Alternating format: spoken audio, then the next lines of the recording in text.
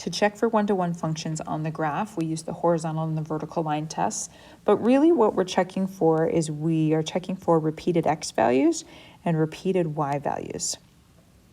So you can put these on a graph. You can go ahead and graph these in your graphing calculator and see if they pass the vertical and horizontal line test.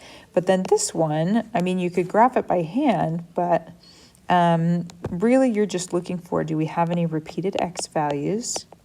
So do I have two of the same x value? And do I have any repeated y values? So on the x, I have 0, 4, -1, 3, so we're good there. On the y is 3, -5, 6, -3. So we're good there. There's no repetitions on that one either. So this is a yes. And so for the one-to-one function, oh, and then it says find the inverse. If it is one-to-one, then we need to find the inverse. So on this one, remember, main rule of inverse functions is you switch the x and the y. So for the inverse on this one, all I have to do is flip-flop all of my x and y values. They just trade places. And then this is if you're looking at a table as well. The x's and y's just trade places, and there you go. There's your inverse function.